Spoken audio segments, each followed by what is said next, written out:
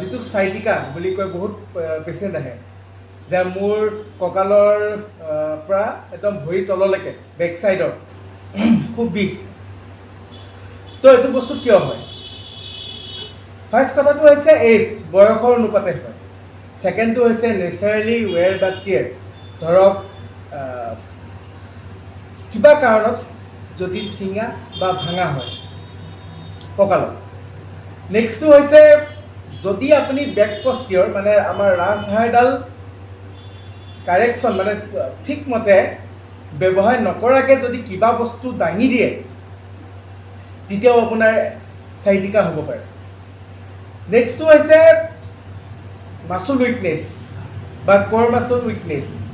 যদি স্পাইনৰ যিটো অংশ বা চাইটিকাৰ নাৰ্ভডাল ওলায় সেই ওচৰ পাজৰৰ মাচুলবিলাক যদি দুৰ্বল হৈ থাকে, তাৰপাছত হঠাৎ যদি আপুনি এটা কাম কৰি দিয়ে তেতিয়াও চাইটিকা হ'ব পাৰে।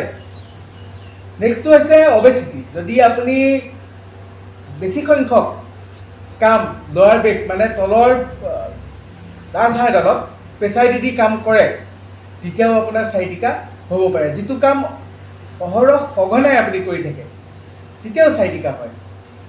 নেক্সটটো হৈছে যদি আপুনি ৰাজহাড়ডাল ঠিক নকৰাকৈ বা ল' বেক পৰ্চনত মানে তলৰ ৰাজহাড়ডালত কষ্ট দি যদি কাম এটা কৰে বা কিবা ৱেইট বস্তু দাঙে তেতিয়াও চাইটিকা হ'ব পাৰে। এটা বস্তু মনত ৰাখিব, চাইটিকা হ'লে ভৰি তললৈকে খুব বিষ হ'ব আৰু এনেকুৱা হ'ব যে আপুনি বিষত মৰি যোৱা টাইপৰ হ'ব। কিন্তু বহুত ডক্টৰে অপাৰেশ্যনৰ কথা কয়। মোৰ মতে ফিজিঅ'ৰ থ্ৰু দিহে অপাৰেশ্যন কৰিব, আগে ফিজিঅ' তাৰ পাছতহে অপাৰেশ্যন। ধন্যবাদ।